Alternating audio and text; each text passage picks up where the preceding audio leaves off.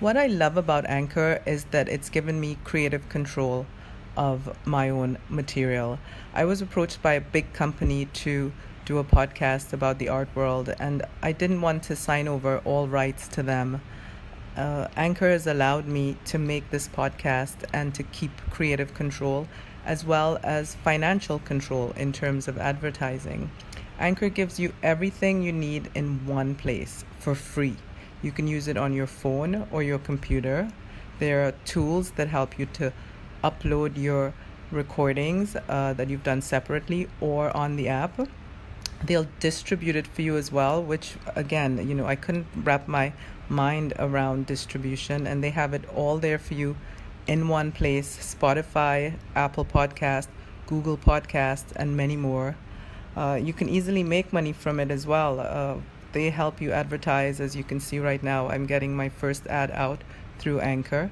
And all you have to do is download the app or go to anchor.fm to get started. Good luck with your podcast and getting your voice out there and owning your content.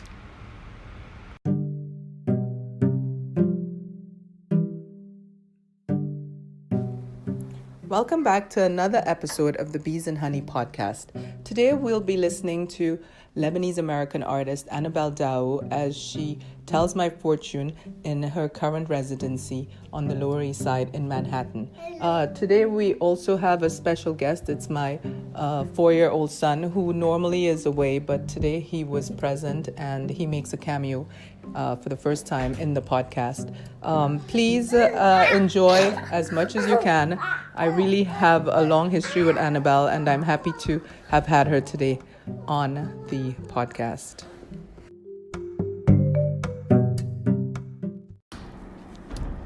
Today we're meeting with Annabel Daou. I hope I pronounced the name correctly. You did. Thank goodness. I mean, I've known her for quite a few years, but we don't see each other as often as we would like to. Do you remember how we met? I'm trying to remember right now. It was Marsha. I think it was with Marsha. Right. Yeah. Somehow you were a friend of Marsha's. I was years ago. And then I would hang out with her, and yeah, I think. and Grace as well. Oh yeah, and Grace. And some of us have died, and some of us have gone on to do great things. And some of us, well, we're around. It's nice to still be in touch, actually. Yeah, so many years later, because it's a while. Yeah, and life changes. Your son is now grown. Yes. And my son is now born. Yeah. So there are changes. So I wanted to ask, how would you say your background as a Lebanese American woman has contributed to the type of work that you do? I mean, there's a lot of emphasis now on artists who are other, or artists who are not, part of the male, white, mainstream stuff that we've taken as Western art history forever. How would you say that your heritage has contributed to your work? It's difficult because a couple of years ago I started giving this lecture called Against Identity, and one of the things Go back to that. Okay, well, we can't do anything about that right now, but go ahead.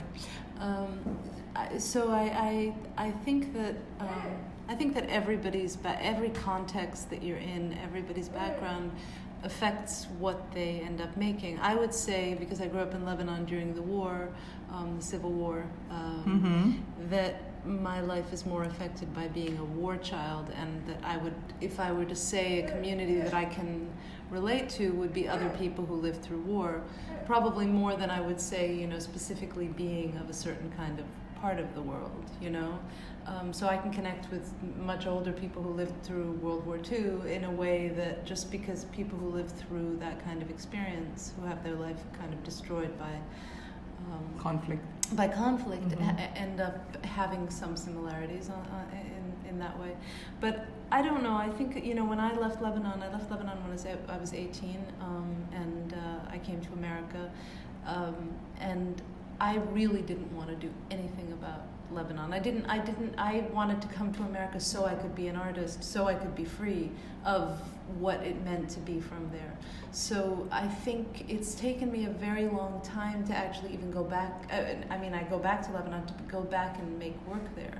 And in fact, I finally did last year. I made a work, but what I did was I kind of kept it out of the contemporary art world in the sense that I brought people in from the street into the National Museum, and I made an audio guide for the museum with people from the street, actually, people who don't necessarily go to galleries and museums. And so I would say, I'd say every experience that one has, and being from two sides of the world, always gives you a feeling of what it means to try to connect with people and to connect with strangers. Right.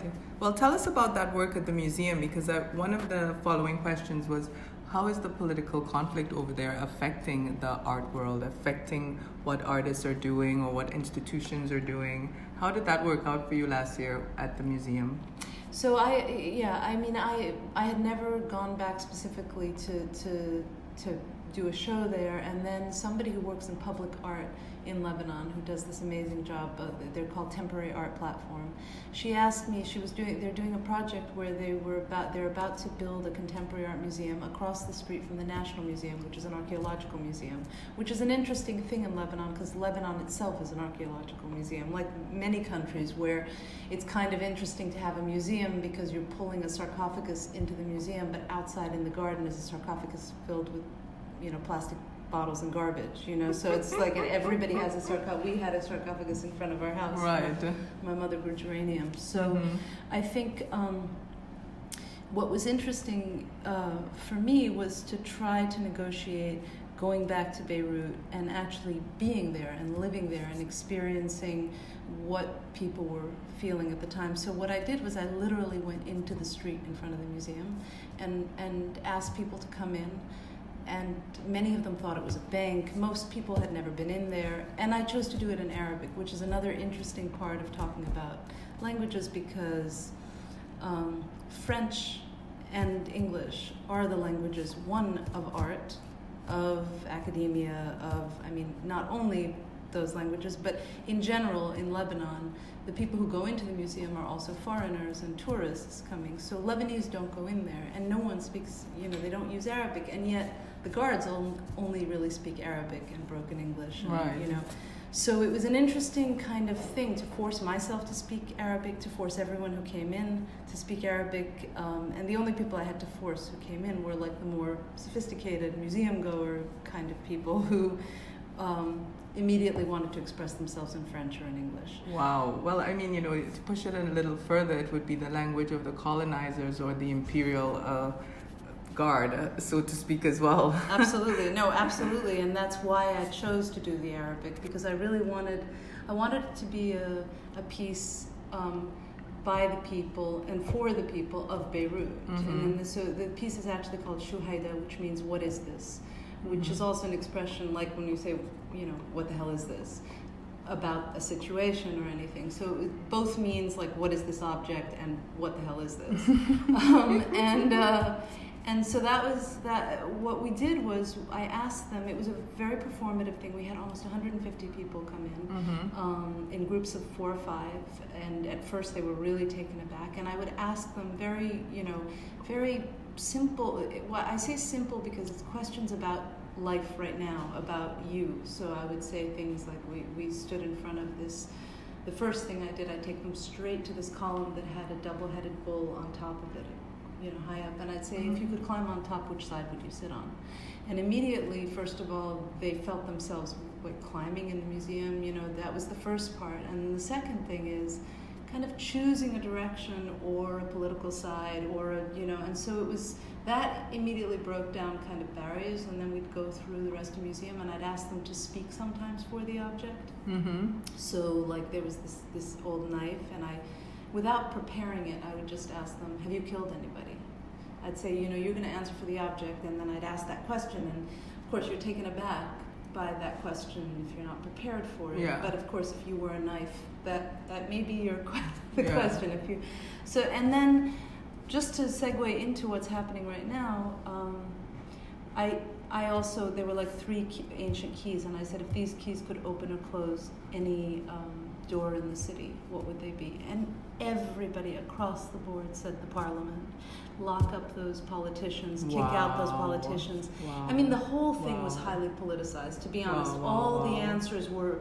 So then the fact that a year later, and the piece is still in the museum, you can go to the museum and walk through with the audio guide of these people's voices, which is incredible, I find, because it's very touching that they went in there and claimed it in a way, because it's theirs actually, but also because literally what's happening right now was all written in there. You know, it was exactly what I felt when I left. I was like, oh my God, people cannot do this anymore. It's like we're still talking about war, we're still talking about pain, and one of the reasons I hope this is not too No, this is good. But one of the reasons that I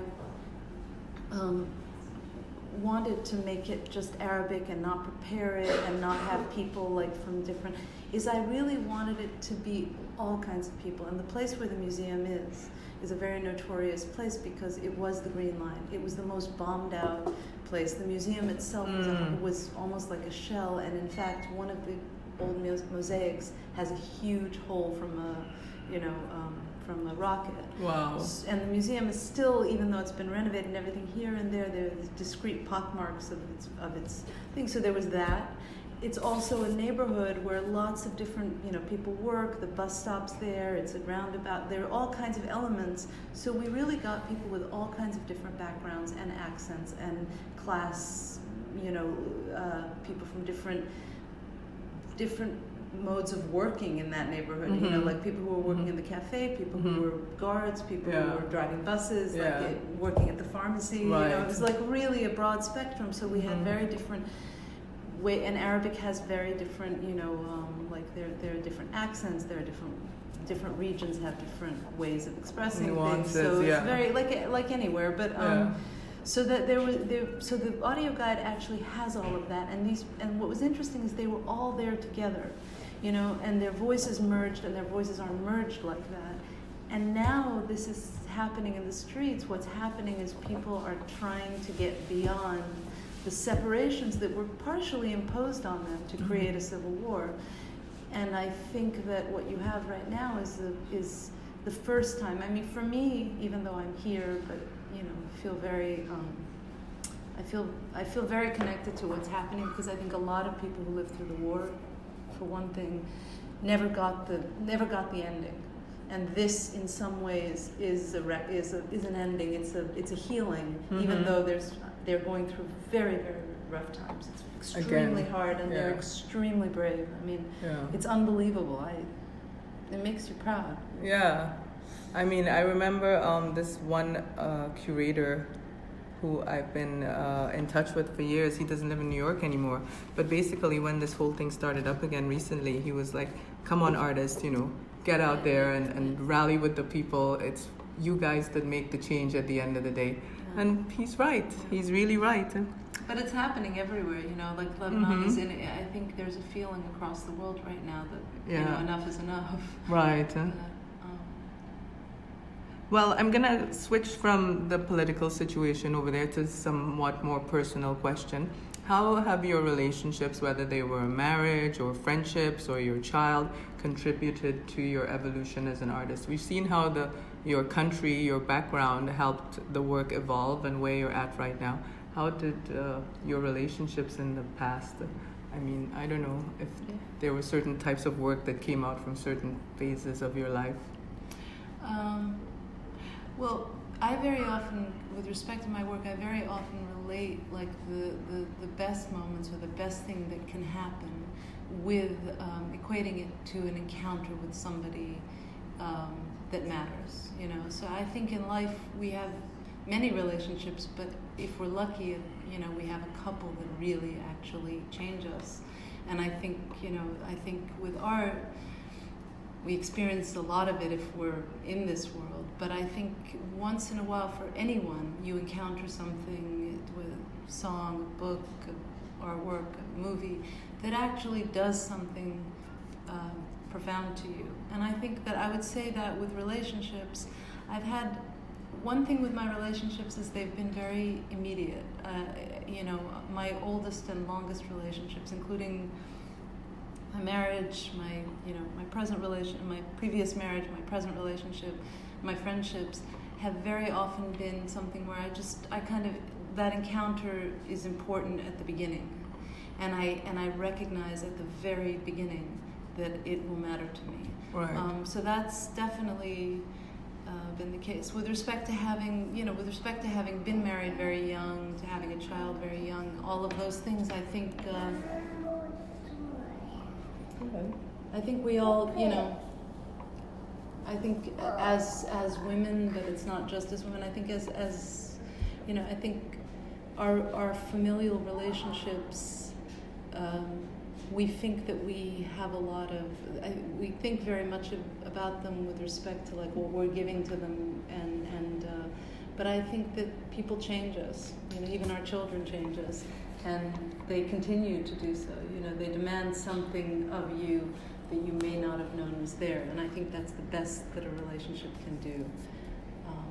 And that has definitely happened to me. I have very important.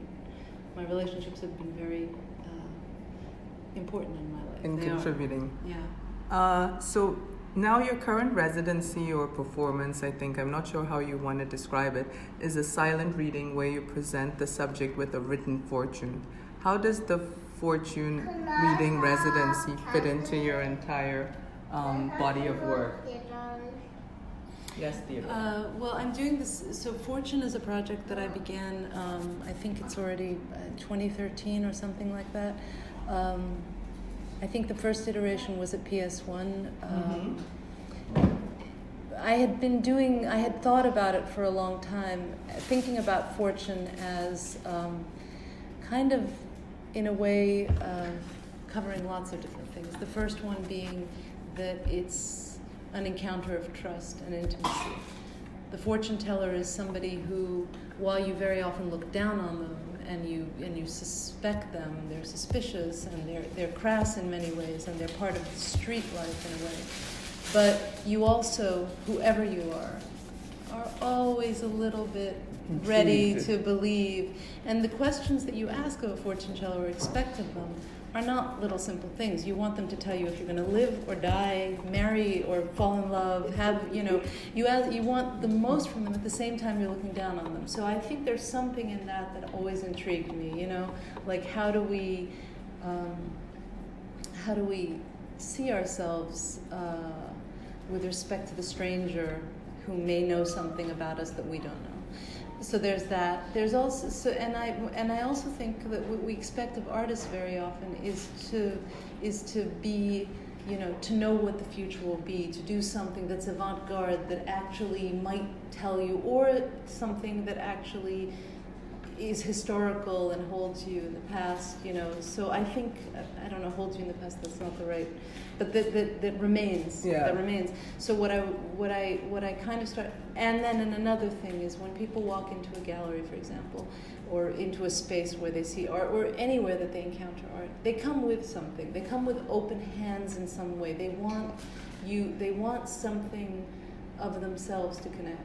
So when people sit in front of me with their open hands, they're desiring something, and at the same time they want me to, they want me to give them something. And it's why I actually charge. I charge $10 just like a fortune teller does, and I do it consistently for whoever, because this is not a performance, this is not a gift, this is an exchange, and the power dynamic is fundamentally important, because I do a better job, because that's not a good way to put it. It's not that I do a better job, but it also mimics the behavior. I'm working to give you something, the best that I can give in this context. Right. And it changes things, because funnily enough, when people pay for it, and I don't, sometimes I've actually thought one iteration of the way I hope to do it at some point is to have people give me something else that they value in exchange.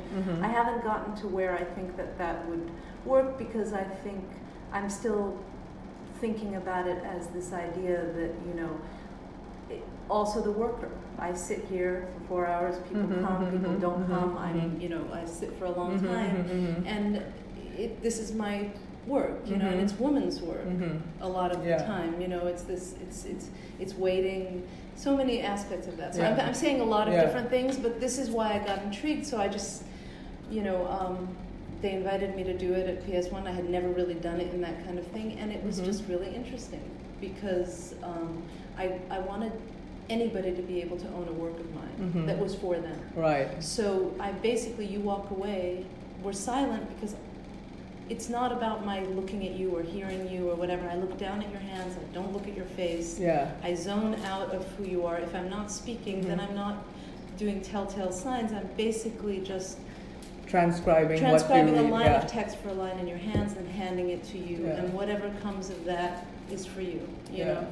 Well, it really does take away in some ways the ambiguity about, you figured out what's happening because I said this or I looked this way or anything like that. And also, the exchange of money for the reading, again, if you think of everything in the universe as energy, you are giving your energy, and $10 is a little bit of financial energy. So it's a normal exchange, so to speak.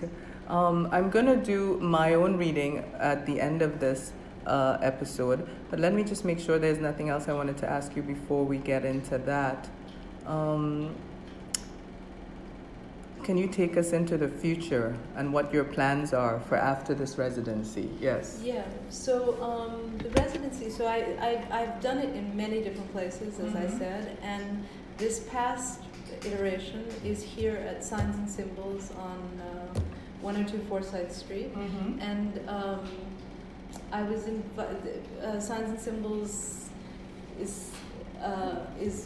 does a lot of performance exhibitions, and this is a performance in residence, which I think there will be other ones after this, and I've been here for 6 months every Sunday, ending next Sunday. That's a long time. It's a long time. Yeah. It's been actually really interesting because I'm also going to have a show here on January 10th. Right. So I've been here for the past 6 months, and when I'm finished with this, I'll have a show, and it's been interesting to be in this space, to look out this window, to feel like I'm a part of this neighborhood and this location. So it's going to be interesting to do a show here after that. And well, what's the show? What's the show going to be about, or what's in it? The show is okay. I'm just going to go with this. Yeah. Then, the show is a Declaration of Independence. It's a single piece, which is a kind of rewriting of, not a rewriting, but a writing of a Declaration of Independence, beginning with when in the course of human events it becomes necessary, which is the first line of the Declaration of Independence. And I've had sentences, I've had people sending me the completion of that sentence, activists, poets, writers, friends, people in the street, and myself. So there are all kinds of, it's very long, so there are hundreds of sentences, literally. Wow. But, and I thought it's something I've wanted to do for a very long time, and I thought it would be an interesting way to talk about, also about what this experience of fortune here has been, because, just being here with people and having that exchange, this is a kind of culmination of that, I feel, because people have been giving me these sentences and these lines actually. Yeah.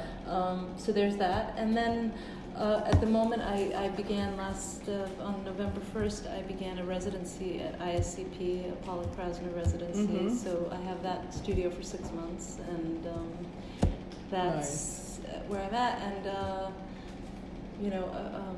we'll see what comes after. Yeah, a couple of other things, but this is what's in my immediate future. Okay, well, let's jump into the reading now, and then we'll close off when you hand me the written reading. So here's my exchange. Yes. Don't do that because it might stick in there. Don't do that.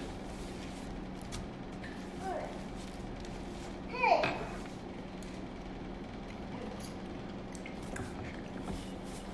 Oh, it's a double one. Okay.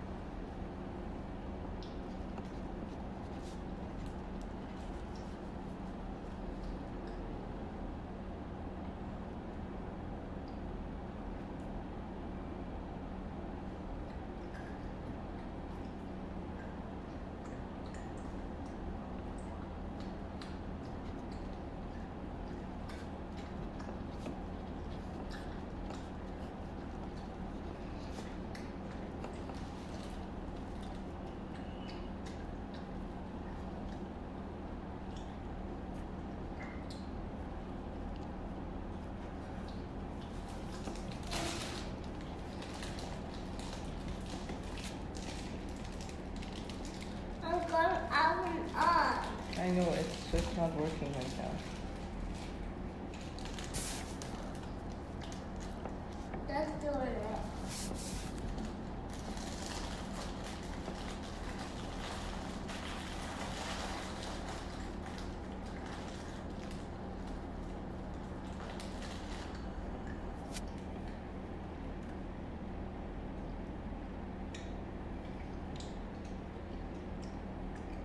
How do you do that?